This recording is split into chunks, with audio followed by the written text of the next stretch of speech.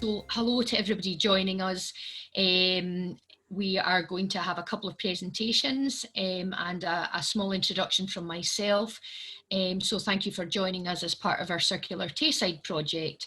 My name is Vicky Unite and I'm the Chief Executive at Perthshire Chamber of Commerce, and we are one of the co-deliverers of the Circular Tayside project. So that's Perthshire Chamber alongside Dundee and Angus Chamber. And then we have Vaso Macri, who is our brilliant Circular Tayside manager. So she leads the programme and sets up all these fabulous events, and we'll be hearing more from Vaso later on. So a very warm welcome to those of you who have joined us.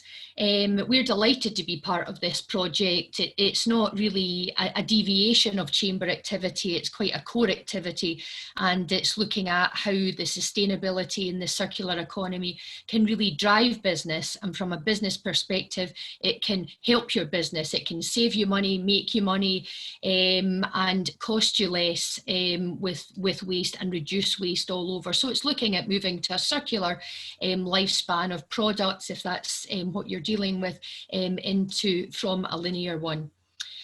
So we've got a couple of shining examples of our Circular Tayside ambassadors today, and we're absolutely delighted that we've got the chance to showcase some of our local businesses who've really embraced this, and on top of running their own businesses and being up to their eyeballs with that workload, they spare us time to try and encourage other businesses to be part of the Circular Tayside project and to look at their own activities and see how we can all work together for the environment. So the order of things will be, I shall hand over in a moment to Gillian, and then we'll pass over to Mark and back to Vaso.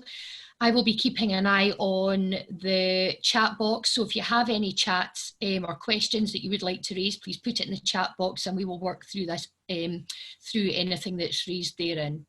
Okay, so thank you very much for joining us, and I shall pass over to Gillian. And if you're not presenting, if I could ask you to pop yourself on mute, that would be hugely appreciated. Thank you very much. Over to you, Gillian. Thank you. I'm just sharing my screen just now. So let's just get this. Okay. That should be it coming up there.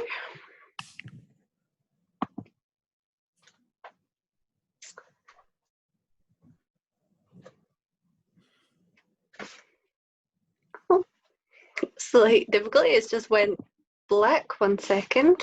Start again.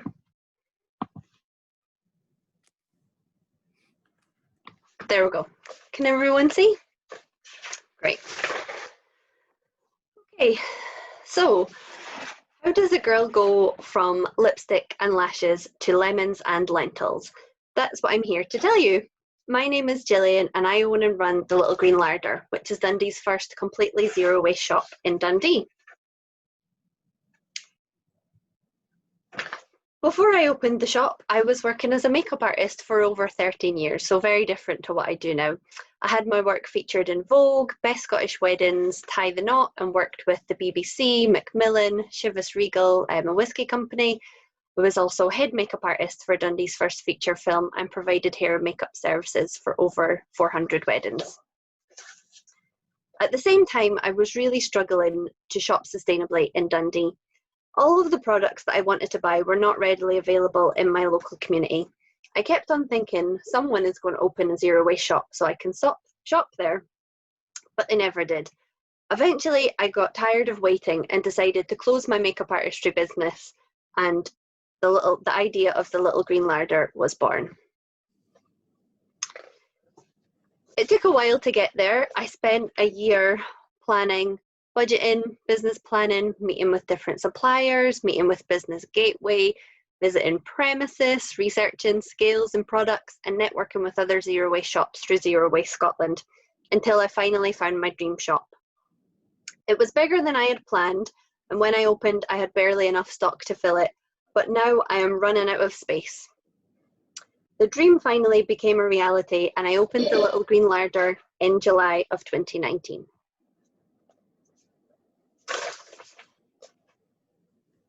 We were the first shop in Dundee to offer 100% of our products zero waste to customers. This means that nothing you buy from us should ever end up in landfill or in the incinerator. Everything comes either loose or in easily compostable, reusable or recyclable packaging. Customers can bring their own containers and refill on loose goods at the shop, or they can use a compostable paper bag if they don't have their own, although we do recommend bringing your own to cut down on that. Everything was going really well in our first year. We were getting lots of publicity and had gained loads of lovely, loyal customers. So many people in our community were supporting us and were keen to shop sustainably, just like me. It was a bit of a gamble, me opening the shop, but I just felt really lucky that it was working out and there were so many people just as passionate about it as I was. Then in 2020, the COVID pandemic hit. What a way to end our first year of trading.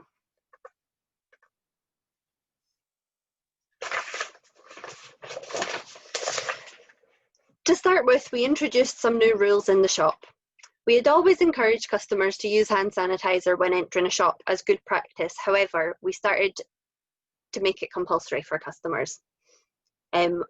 So we asked everyone to use hand sanitizer when entering the shop. Customers were asked to avoid us if they had symptoms, and we would only allow a limited number of customers in the shop at one time. Scoops could only be used once and then placed into a big bucket ready to be sanitised and dried for reusing. And the sanitisation on our staff was up, so surfaces, doors, touch points, everything like that was cleaned regularly. Although most people did follow the rules, there were still some people who were not keen on doing this, ignoring us when we asked them to use hand sanitizer and not wanting to wait outside, which is very stressful for me. So it became really stressful, so I decided to make the decision to close the shop to customers.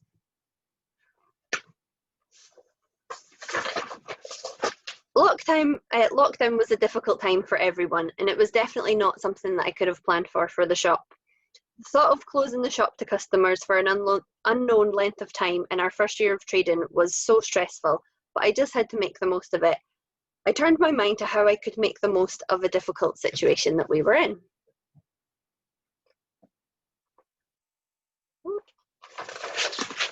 Sorry, I just got my notes here. Although we didn't allow customers into the shop, that doesn't mean that we stopped trading. Overnight, we transformed the shop into an open plan stockroom and started to pack everything up for customers. We introduced click and collect on pre-packed food boxes, and we also did deliveries with a local delivery company that use electric cars. We did a pop-up window shop at the weekend and also did a once weekly liquid refill drop-in. Although we would normally encourage customers to bring their own containers to fill up, over lockdown it just wasn't possible. We aimed to have as much products loose as we possibly could and vowed that we were not going to resort to using single-use plastic, unlike we'd seen other businesses do. So this is what we did. We worked with a local company called Dew Sanitizer. We did work with them before lockdown. So luckily we were already one of their suppliers because their demand grew, I don't know, about 100 times. So we already stocked Dew in the shop over lockdown, but it really took off. I love Dew because it's a local company, kind to the skin and environment, safe to use around children and animals, and it's a circular system. This means we get it in big 20-litre drums. They come into the shop and customers can buy the plastic bottles that you see here. Although they're plastic, once people have used them, they can just come back to the shop and refill from our 20-litre drum. Over lockdown, we had a drop-in day. People would drop off their bottles. We would sanitize the outside of the bottles, refill them for the customers, and they'd come and pick them up the next day. And we did that with all of our liquids, including the oil that you're going to hear about next, and also other cleaning products. Once the 20-litre drum's finished, we take it back to Dew and they just refill it for us. So a really amazing way to work. We sell it to our customers, but we also use it to sanitize the entire shop. So that's really lucky. It means we don't need to continuously buy bottles of disinfectant. So that is great for us as well. Our food boxes were really popular. People could have fruit and veg or dried goods or a mix of both. These were either ordered online as click and collect or people could have them delivered. What we did was we kept the boxes that the fruit and veg came into us in, and we would use these as the boxes for giving out to people. Our customers would also drop the boxes back after they're finished.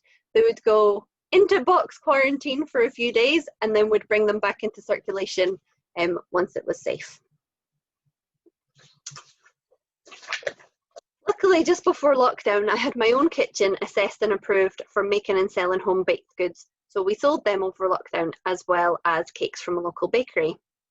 Just as well, because we went from selling around 10, 15 cakes in one day to some days over 200 cakes in a day. We had a queue one Saturday round the block, people looking to buy cakes.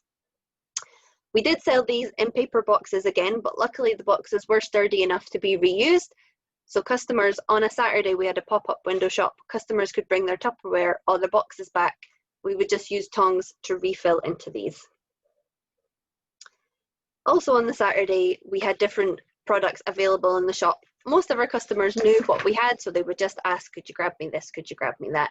It was all at a safe distance. Customers couldn't come into the shop, but they would stand 2 feet away and we would put everything down on the table for them.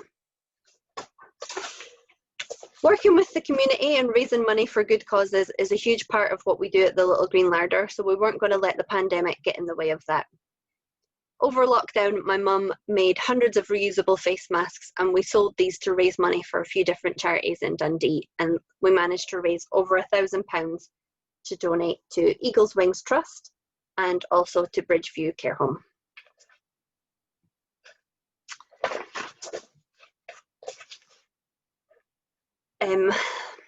At the start of lockdown, we got loads of new customers because we were one of the only places with pasta and rice. There was loads of supermarkets that didn't have it. We had kilos and kilos of it in bulk, so we introduced loads of new customers to this way of shopping. And also it was difficult to get click and collect spots, and customers felt unsafe going to supermarkets. So many people started coming to us that hadn't heard of this way of shopping and weren't sure how it all worked. So we did manage to convert many people to reducing waste over the pandemic. Loads of the customers have continued to come back because they've realised that it is a better and more sustainable way of shopping, and it is easy. There is a bit of a misconception that it can be difficult to shop in a zero waste shop or more expensive, but so many people came and saw that sometimes it's exactly the same or even less than your normal grocery shop, and it's an easy and fun way of shopping. We always use our social media to promote the shop, and over lockdown we managed to do this with doing different recipe guides, cooking videos, promoting other local sustainable businesses and blog posts. So that also helped to share how easy it is to be sustainable over lockdown. After lockdown, I've already said this, but after lockdown we found that a lot of customers continued to come back because they realised how easy it was to shop sustainably. We found out that our customers had nominated us for the Scotland Loves Local Community Hero Award, and we won the regional champion for that. And we also won the West End Business Awards COVID Award. It was a really stressful time to work through, however, it's so worth it knowing we were making an impact in our community and helping others to live a sustainable life. I'm so lucky to have such a wonderful team behind me at the Little Green Larder, not only staff, but our volunteers as well, and even volunteers that don't normally volunteer with us. Some of my friends came in, and my lovely friend Mary, who owns Kist over the road from us, she had to close her shop because it wasn't essential. Every week she would turn up at the Little Green Larder to volunteer, so that was great. A life scooping lentils definitely isn't where I saw myself 10 years ago, but it's the best decision that I've ever made. So does anyone have any questions? Also, thank you for listening to me. And does anyone have any questions? I'm just going to check the chat box, but I don't see anything so far. Anybody, would you like to say anything? No. We also have some time towards the end for any questions, so. Oh, no worries. That's not a problem. Lovely, perfect. Gillian, thank you so much for that. What I had to say before the presentation was there were shining examples of people who had you know, really done well and adapted, you know, very, very quickly during the pandemic. So thank you so much for talking us through all that. You just obviously cracked on and did what you could Yeah. without too much time to even think about it. Yeah, it was pretty much just overnight. One day we were open, the next day, you know, we were closed and doing all the food boxes. So, yeah. And even quite a change from your initial career choices.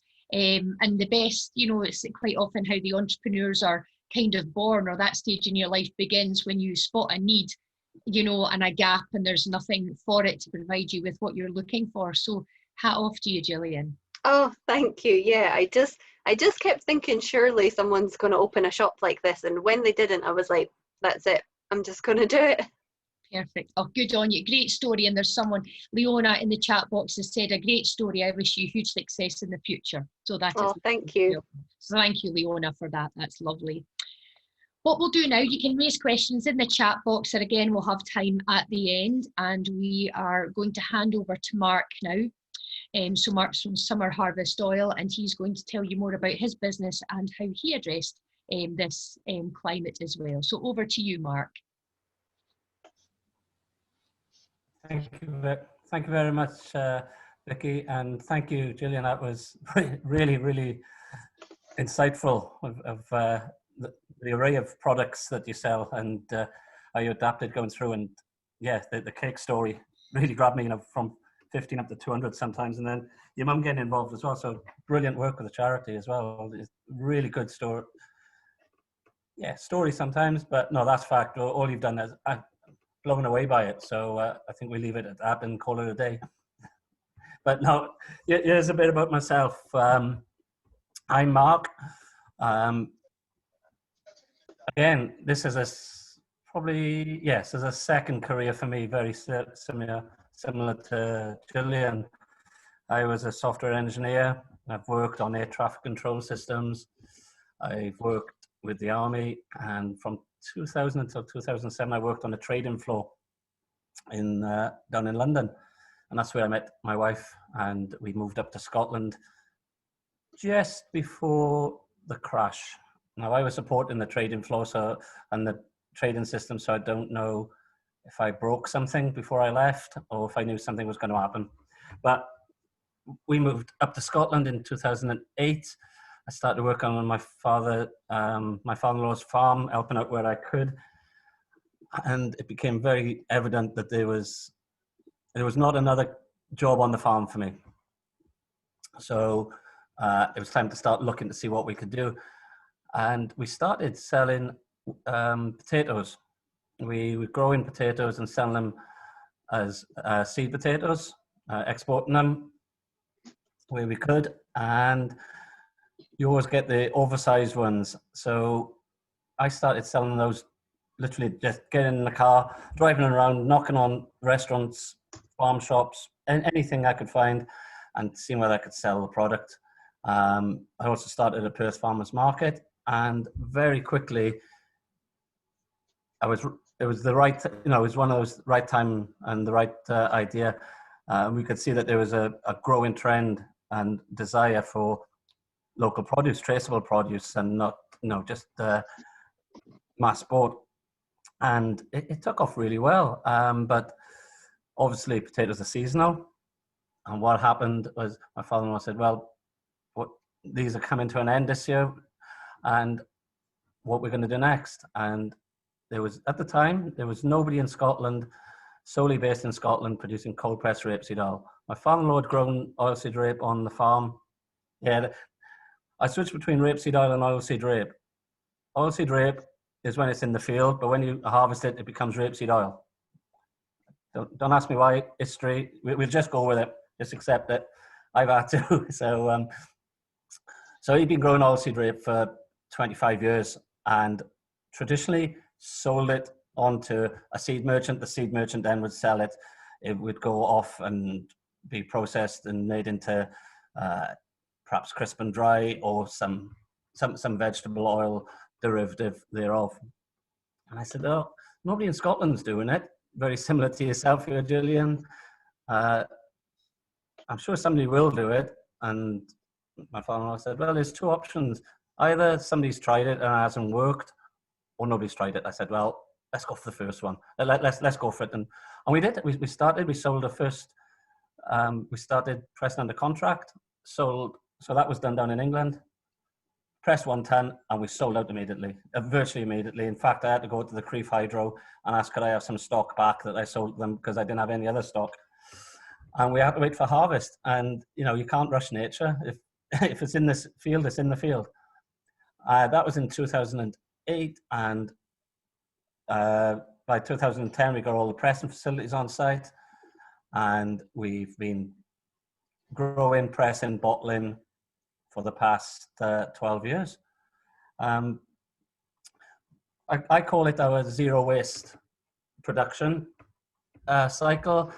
It's a mini circular economy in the fact that we grow, we press, we get a co-product, which is the rape meal. We feed that to the cattle when they're in the cattle courts in the winter. They produce what they produce. The dung then goes back on the field where we grow it again. So there's absolutely no waste at all from the production side of things. And where we can as well, we're very fortunate being a farm, and all our plastic wrapping goes away to Solway. They take all the, you'll see them on the side of the roads, the black wrapped silage. All that can be recycled. I know it's black plastic, I know it's dirty plastic, but Solway, they pick it up once or twice a year and make it into hard plastic. And they've been doing that for over 10 years with us. So all our plastic gets taken away and recycled. Our cardboard, we're currently in a project which got halted by COVID of doing a carbon count on the production of our cardboard and seeing which is our best producer to go with. So to show a little bit of the production, here's a little cartoon of ourselves in our zero waste process.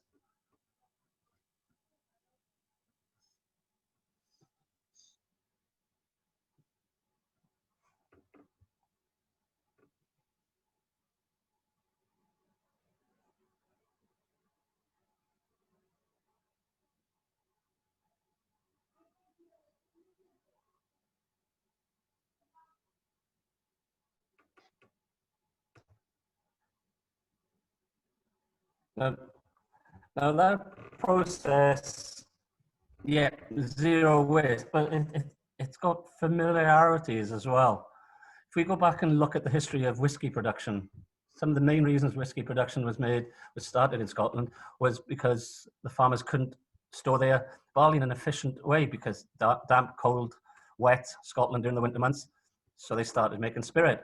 From that, they would get the solid waste, which could be fed to the cattle. So that was great for them as well.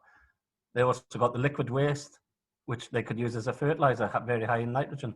So that was great as well. So the basis of farmers not wasting product is centuries old, and I've just replicated what the whiskey business has done. Granted, the whiskey business is a tad bigger than the rapeseed oil business, but one day perhaps.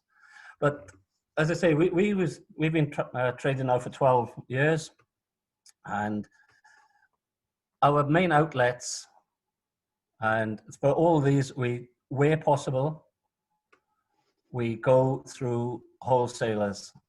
We go through wholesalers for many reasons. One, I like to run a lean business as well as a circular one. I like to run an efficient business.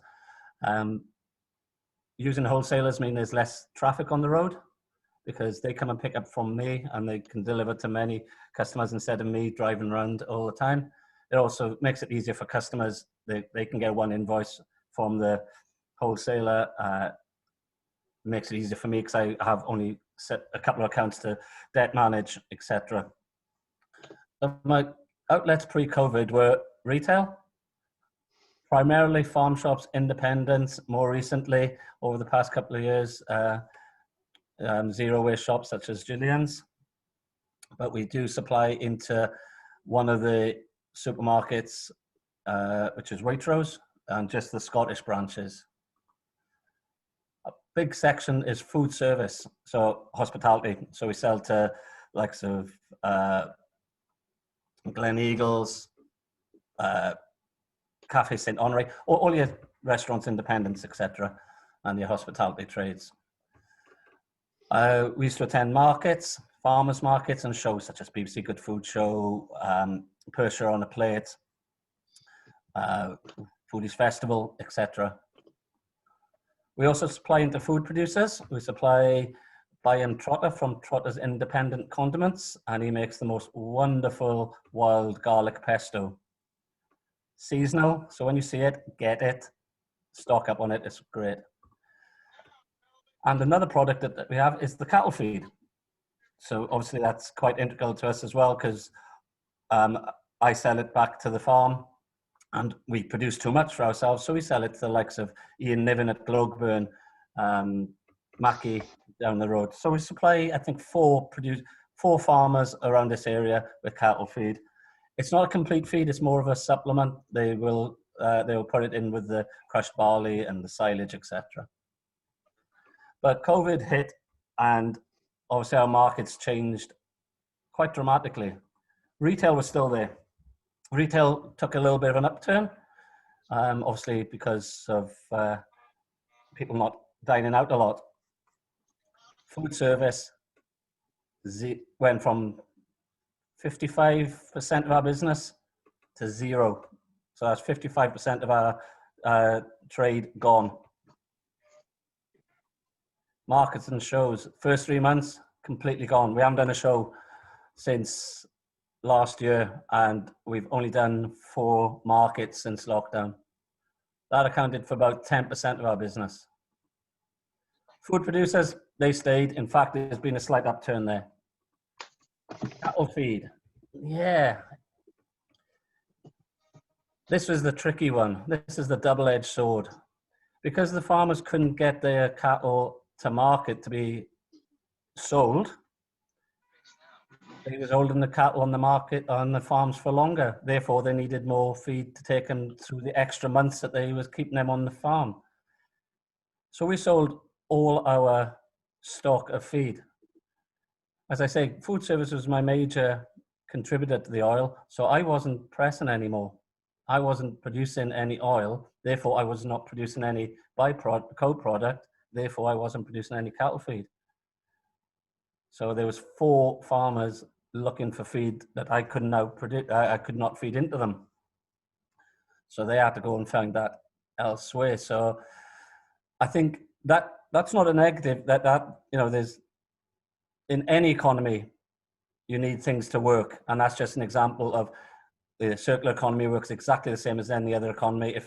If one cog breaks, it can have an effect.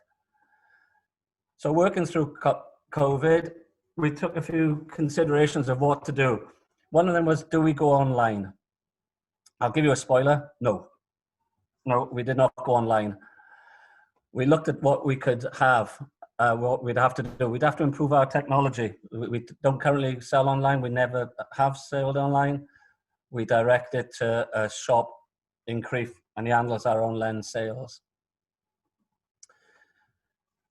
As I say, we're a very lean business, so our packaging is all around retail sales. So it's single corrugated, it's light packaging. So when the wholesaler picks it up, it's their responsibility. Such packaging would not go through the post. It wouldn't offer enough protection for our glass bottles. So we'd have to reinvest in a lot of packaging. We also looked at how I would shop. I think, you know, if you're running business, you should try and be a customer sometimes as well. I wouldn't see myself going onto a shop to buy a bottle of oil, onto a website to buy a bottle of oil, and then going onto another site to buy the balsamic vinegar, then onto another site to buy the bread. I believed and still believe that online shopping is for basket shopping. It's for shops or specific businesses who can put collate all the products together, so that you get one one delivery of multiple branded items. It also means if people are buying single, 10 products from different 10 suppliers, you've got lots of vehicles on the road making tiny deliveries. So what we decided to do, and we spoke to our local fruit and veg, and they were doing a lot of baskets. So they offered our dressings and our oils as part of that, so people could order their broccoli and their potatoes and a bottle of oil. We also upped our offering with the local shop and promoted them a bit more so that people were able to do multiple buys. So that's why we didn't specifically go down online. We thought we'd work with and improve the volumes with our current suppliers. We also saw it as a time to build trade with not just these online shops, but with existing customers. One of them being Waitrose. We got into the relationship has just excelled over the past couple of months with those. We went into lockdown with one line on the shelf. We've currently got 4 lines on the shelf. So we were able to have good long conversations with them, keep the integrity of our independent ethos and work with Waitrose at the same time. And that's proved very successful. And going forward, we'll hold it at 4. We're not going to let them have any more. They don't want any more. So basically, it looks, we didn't change what we did. We just tried to improve all the relationships and the supply chains that we currently had and made sure that they were all solid. We did other things as well, like looked at our imagery and got a photographer to take more photographs of our products so that then the wholesalers could have better representation in their catalogs. Boring images, I consider them, but vital, just with white backgrounds so that they can put them on. So post-COVID, this is me in my ultra positive mode. And it's not positive, it's realistic as well. Retail has grown and we're going to keep some of that going forward as well as people have shopped and ate more at home. Food service will come back. To what level? That's the question, how many can hold in, but food service will come back. Markets and shows, they are now off our list. Mainly, COVID was a good thing. It showed me how much I was working on the weekends and how much I wasn't spending time with the family. We've got a 4-year-old and a 1-year-old. So time to them over the next couple of years. And as I say, if it wasn't for the markets, if it wasn't for the shows, we wouldn't have a business. But it's just a change of direction because of thoughts during COVID. Food producers such as Byam, he's already put his order in for March, so let's hope that wild garlic grows. And I should also mention Green and Granola as well, and another great Scottish food producer over at Dr. Ada. And the cattle feed will come back. If my machine didn't break this morning, we'd be producing cattle feed this afternoon. That's my job at 3 o'clock, is to go and fix a machine.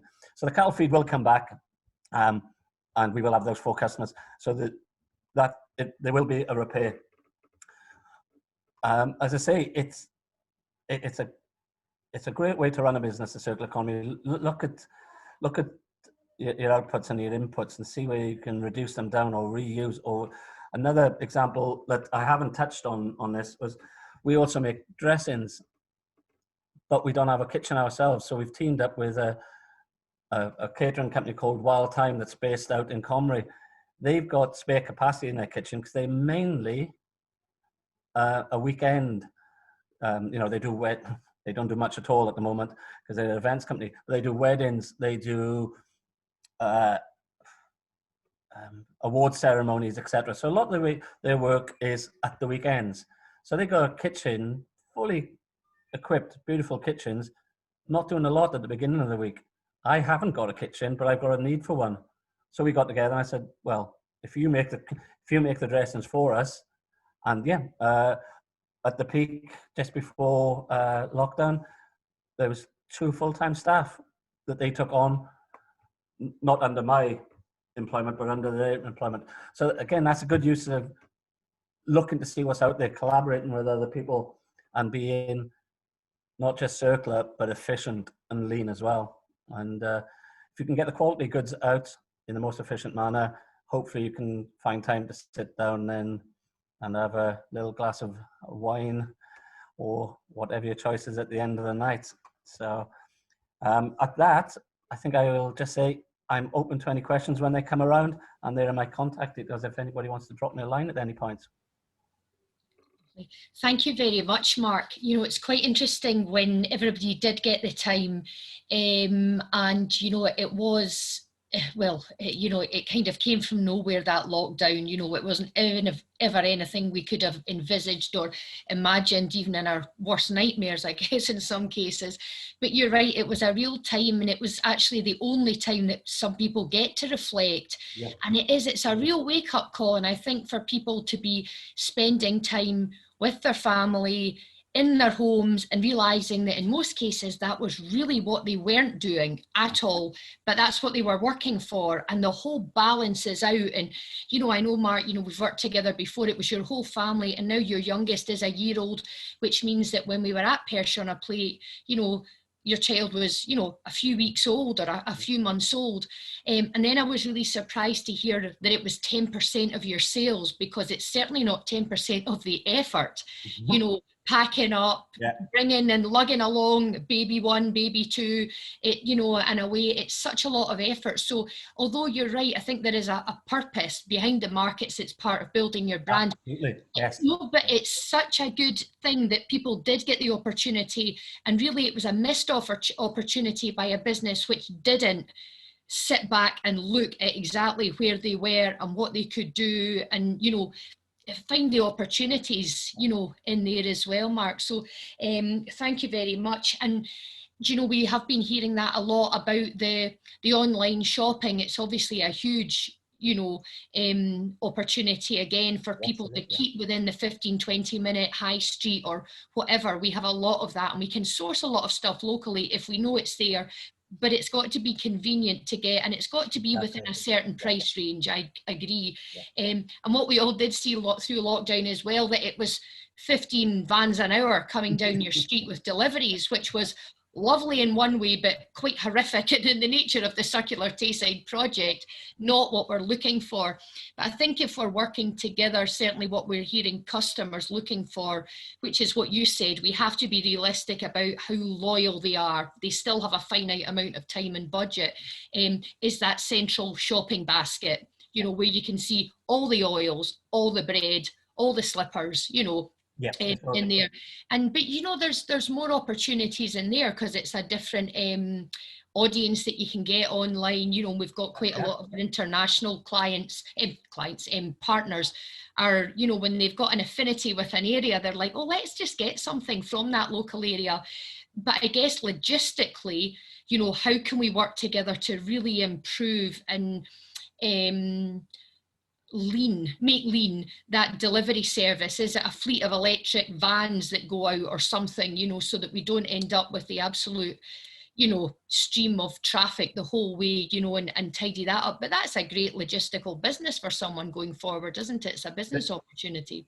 I think there is, no, there still is there's an opportunity there. I think during this time, you know, a lot of people did rush onto it because they had to, you know, that was the only way that they weren't, you know, I'm fortunate that we had several lines of sales, you know, but some didn't, that was the other, and good on them, you know, it was a fight for survival.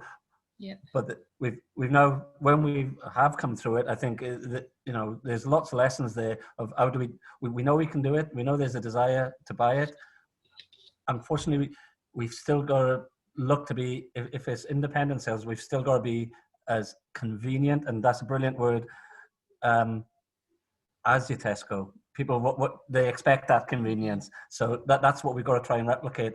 And yes, it is a business in itself, you know, perhaps a job for a wholesaler if they want to adapt. There's conversations to be had further on down the line. I think it's survival and a good bit of analysis to go on what we've done. Hi everyone. Sorry I was late to the meeting. My name's Jonathan. I'm the manager at Aberfeldy Distillery at the Visitor Centre, and I'm also the chair of the Visit Aberfeldy Tourism Association. And I think that you've actually got the same thing going on where you've got the markets that you don't have the time to do. And online, you've realized that you're better doing a basket and you almost need somebody selling a basket at the markets.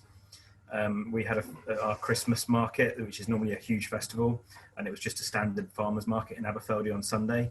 And I realized that I was buying some meat from the butcher in Straven that had driven all the way up. And then there was another butcher 2 stalls along and another one. And we've got a very, very good butcher in Aberfeldy in Rory McDonald.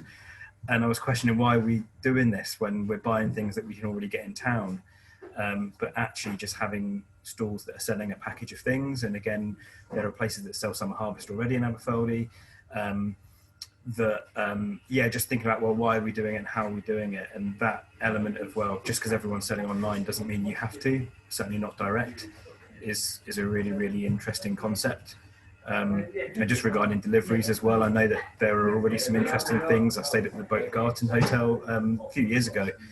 And again, I know that the butcher and the grocer were kind of alternating, travelling up from Perthshire to deliver to them. So the hotel wanted weekly deliveries. They can justify that, but by working together, they could do it. So there are already some elements of that, maybe thinking beyond Perthshire, but there must be something in that.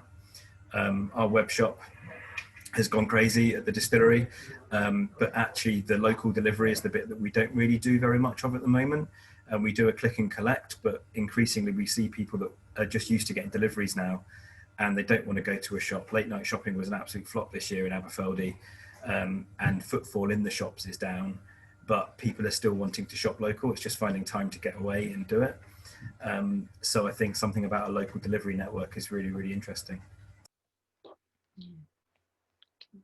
Lovely. Thank you very much for that, Jonathan. Mark, if you've Can I got come back on that? back. Yeah, of course. Yeah.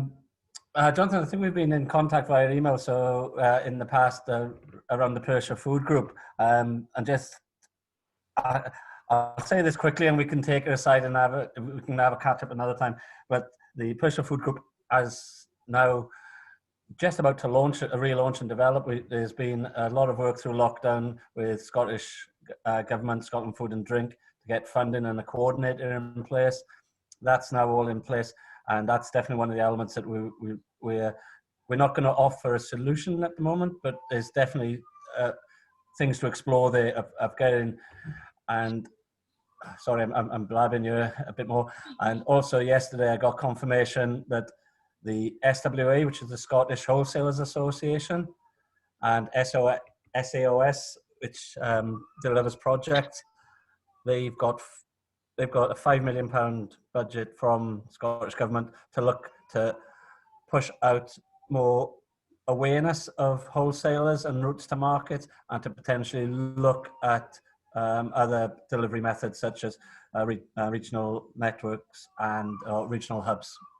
So we can have a catch up probably in the new year, or say next week, about that if you want, Jonathan, as well. Sounds great. Let's leave it till January if that's all right. That's fine. Thank you. I've got a busy one into Christmas. Thank you for saying that, John. Yeah, in the new year. Thanks. Lovely. Thanks very much, Joe. That's the best thing, isn't it, about knowing where partners can help you out? Because I think another realisation during this time was, although we suspected it before, you get a clear message that you just can't do everything yourself. And if we've got people, we can club together and do it together. The will is there. So it's just about, making, this is why sessions like this is some of the most valuable things that come out of it, is establishing these trusted relationships. And it really can make such a difference. So I'm delighted that that's happened, gents. Okay, lovely. What we will do now, we will hand over to our Circular Tayside Manager, Vaso, and she will talk us through the next part. And just to go back, there was a question, Gillian, from UCO. It's in the chat saying, thank you for your presentation. Why do you think you were able to adapt quickly while the supermarkets weren't? And how was it possible that you could secure the likes of the rice and pasta, etc., that the local supermarkets were not? Are you happy to take that question now, or do you want to have a think about it and come back to after? No, I can answer that now. I think the reason that I managed to adapt so quickly compared to supermarkets was basically because I had to. Supermarkets have millions of pounds, so if they have a few days not trading, they're fine. But I A little background info, me and my partner, I was saving up to buy a house, and my part of the savings, I didn't buy a house, I opened a shop instead for my 30th birthday. So literally all of my money I invested into the shop, and I just basically had to make it work. So there was that kind of driving thought behind me, you know, I have to do that. Also, there's so many people in our community that come and shop in the shop. We do get a lot of elderly customers that just live around the corner, that never go to supermarkets anyway. And there was the thought that, okay, if we don't adapt, how are we going to be able to help serve these people and help them get into shop? And also, because we sell everything in bulk, we already, you know, we get in things in 25 kilo sacks and things. So we sell, I'm trying to think, we sell about 7 different types of rice. I know, crazy. But a lot of the rices that we sell, the most of, like basically the long grain rice, things like that, we already had 25, 50 kilos of that in our stock room. So it wasn't maybe that we were getting our hands on it at the time, but we just already had it there because we do buy in bulk. And the same with the pasta, we already had it there, because it's just the way that we operate, because we do it circular, we already had it. So it did, you know, we did eventually, the pasta we were struggling to get it, but we actually managed to, normally we get from Green City, which is an ethical wholesaler. They didn't always have the pasta, but we managed to get some from Les Turrifs, who we get some of our fruit and veg from. So we managed to switch suppliers for one of the items. We do still get our pasta from Green City, but it was just, you know, we actually now get both, because Green City's is organic and Les Turfs is not organic. We do have customers who want both. So yeah, I hope that answers it. No, and there's one comment, and then I'll come to you, Vaso. Sorry, I'll hurry up. Debbie saying both presentations were really interesting. Thank you, particularly about the supply chain issues and how you've worked around them. And just to finally, you know, to reiterate that, yes, that supply chain, and the shorter they are, the more control you have over them. You're not relying on things coming over. In some cases, the only place we'll be able to get it is from containers, you know, from elsewhere, and that's absolutely fine. Certainly, we did see a big benefit that we hope to kind of foster going forward on the shorter supply chains. And also, you raise another issue that's something probably to look at going forward with regards to the logistics, is storage options. You know, if people are going to have maybe a shop front where they can see an example of it, order it with you, and then go home without it, and it comes to their house at some point, but they've kind of seen it. That could be a kind of different shop model, I guess, going forward. So maybe storage as well as logistics is another retail model. Yeah, we did. If I just say quickly, we don't do it a lot, but just when people ask, we do have some customers that will just buy a 25 kilo sack of flour from us, or a 20 kilo sack of rice straight, you know, from us. So it comes from the wholesaler to us, and we just give it straight to them, and then they'll split it between a few friends. That was happening it kind of started over lockdown, and we do occasionally, or sometimes people will say, can I have 10 kilos of rice? And we'll just split it into a paper sack that we already have in the shop, as long as they're fine with allergens. We would do that, so that sometimes happens as well. Okay, brilliant, Gillian. There's certainly plenty of things to kind of take forward here, isn't there, to kind of change the model with what we're learning currently. So thank you very much for answering those. Vaso, over to you, please. Hi, everyone. Thank you very much, Mark and Gillian, for the presentations. They were fantastic, really good information there, and very different approaches as well. I'm going to present the Circular Dayside project. I've got my super short presentation, but if anyone wants to hear any more information on the project, just let me know. You all have my email. I'm the person spamming you with login details. Now, let me see if this is going to play nicely. Surprisingly, it is. Okay, let's start from the beginning. Always good.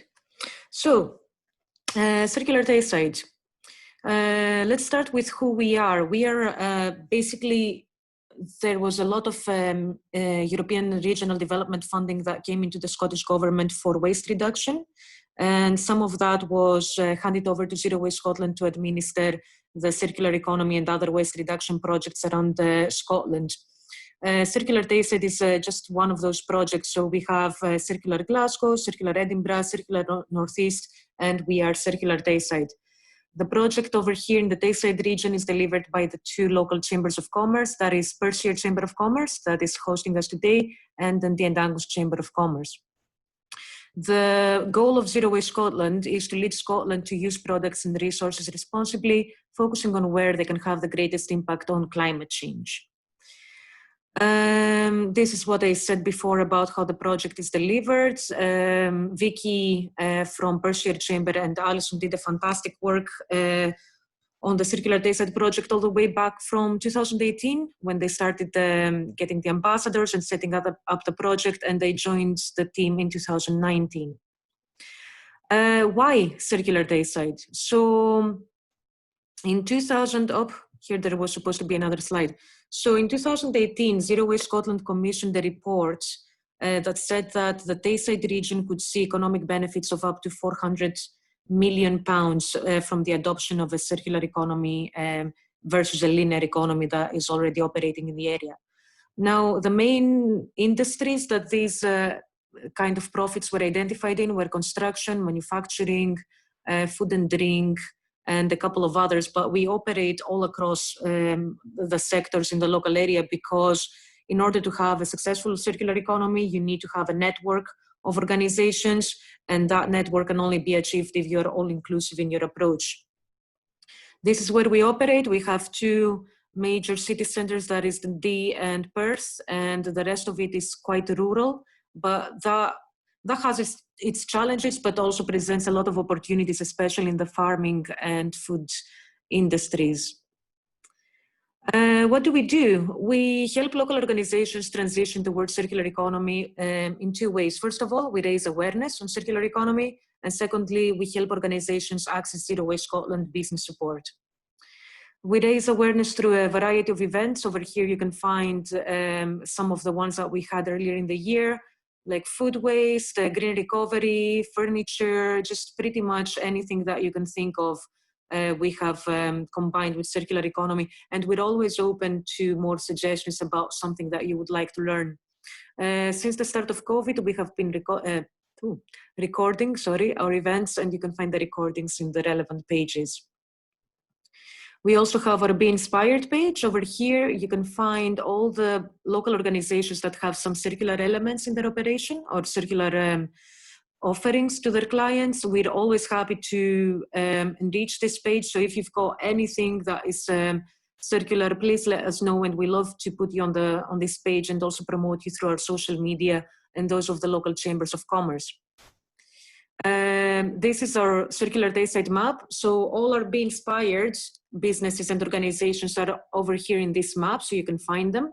And in green, you will see our ambassadors, which brings us to our next point, which is our fantastic Circular Tayside ambassadors. We've got a team of about 40 at the moment, and they are really amazing people. They are from local academia, authorities, local industry, small business owners. What they have in common is that they're really, really motivated for circular economy, and they help us a lot in the delivery of our project. We hold these quarterly meetings, and they advise us on how we should continue with the project, if something is a good idea or a bad idea about the sector. They help us spread the word. They are a fantastic resource. We'd really, really like you to have them. So raising awareness aside, we also help organizations access Zero Waste Scotland support. So the way that this works is that we hold a one-to-one meeting with myself, and we discuss their ideas and their businesses, and we explore them through a range of tools that I'm going to present in a bit. And when they are ready, and if they are ready, we refer them to Zero Waste Scotland sectoral experts, like circular manufacturing, circular construction, food and drink, hospitality, pretty much you name it, they've got it. Or to the Circular Economy Investment Fund. There was a Circular Economy Business Support Service that unfortunately had its funding allocated for this financial year, but it will hopefully be opening again in April So if anyone is considering a circular project and would like some business support, please let me know, because we might be able to just place an application from now. One of the tools that I mentioned is our circular canvas. So it's like a business canvas, but it has additional fields. It's got these ones, which is natural, technical, and energy resources, where we write down what natural, technical, and energy resources are being used in order for you to provide your service or product. Another really important box over here is mission, where we write what the mission of your company is. If the mission of your company is to offer a good, I don't know, sleeping experience to your clients, maybe you don't need to manufacture new beds, and maybe you can take advantage of the existing bed stock in the economy, have some innovative business models, and create profit without that profit translating into extraction of virgin resources or generation of new waste. You can tell that this is my favorite box. And then lastly, we have this box, which is next use. And here we write the scenarios for what happens to your product at the end of its useful life by the client. Ideally, it won't be incinerated or landfilled or even recycled. Ideally, it's going to keep circulating in the economy, getting more and more value. So this is a very brief description of this canvas. We have done it with different businesses and also organizations. The sessions last from 1 to 4 hours, depending on the size, and we're always happy to just kind of go with you over it, regardless of the scale of your project or your business. And the other tool that we use is the innovation canvas. This is specifically for innovative ideas and innovative projects. And the aim of this canvas is to identify the gaps in your innovation journey. It's not that we're perfect in everything, but try to find where the gaps are and then use the amazing resources provided by the knowledge transfer network. This also takes about an hour and a half maximum. And a lot of people have found it really, really useful, because you can save it and then go back to it. You can go over it many, many times. And it's just really good to show you where you are and what you need. The support offered at the moment from Zero Waste Scotland is, first of all, this Scottish Government SME loan scheme, where you can apply for interest-free loans from 1,000 to 100,000 that are aimed at energy efficiency. You can cover heating, electricity, pretty much anything that has to do with energy efficiency. There's been a lot, I know of companies that, for example, use this funding to change the monitors in their computer because they had really, really old monitors. So it's a really good energy efficiency kind of loan from Zero Waste Scotland. And lastly, the one that I mentioned, which is the Circular Economy Investment Fund. So this is grant funding of up to £1 million for innovative circular economy projects or products. The eligibility criteria is that the project must be innovative, so it shouldn't already exist in Scotland, ideally. It has to be technology readiness level above 4. Contribute to CO2 savings, really, really important. Zero Waste Scotland is really big on reduction of CO2. There is no point in creating a circular product if it's going to cost more environmentally than continuing the use of the existing products in the economy, if that makes any sense. And the project must be at the commercialization stage. So it doesn't cover research and development or the previous stages, it just covers the commercialization stage and beyond. In the local area, we've had 2 companies receive the grant funding so far, Bean Eco Park and Angus 3D, which is a 3D printing business. And we're always interested in getting more applications for more local innovative projects. The application is, we first talk together, we write an expression of interest, and then if it is of interest to Zero Waste Scotland, they will invite you to a second stage, to fill in a second stage application. So that is about the Circular Economy Investment Fund. And that was my presentation. Thank you. Let me stop. That was great, Vaso. Thank you. Sorry, I made you kind of gallop through that. Is there anybody that would like to raise something with Vaso just now? No. Okay, dokie. It was either too really good or really bad, but I'm going to write my It was really good. Okay, good to know. Really interesting. I'm going to write my email here in the chat box as well. So if anyone wants to get in touch for anything, just let me know. Perfect. So Vaso will have contacted us all with the details for logging in today, and she'll put your her email in the box, as she's saying. I see it now in chat.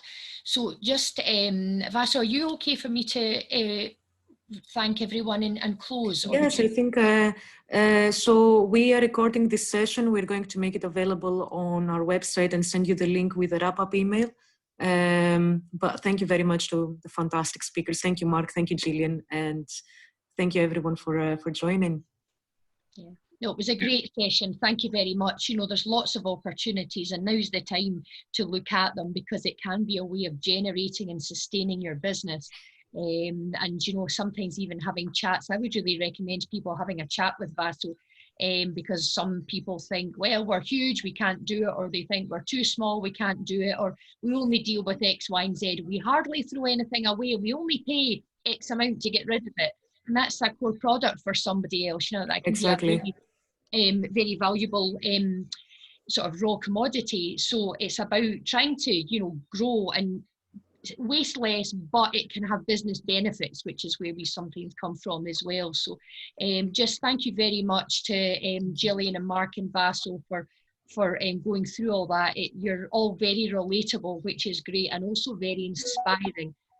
So thank you very much for taking the time out your businesses, which you don't really have any spare time. So thank you for helping us in this way, and continuing to work with us. And I would urge anybody here to make contact and see what you can do. And even that knowledge sharing relationship can be hugely beneficial as well. I know we've got some people from not even the UK joining us, so it's great to be able to work together and see how we can share the information that we have and create some opportunities.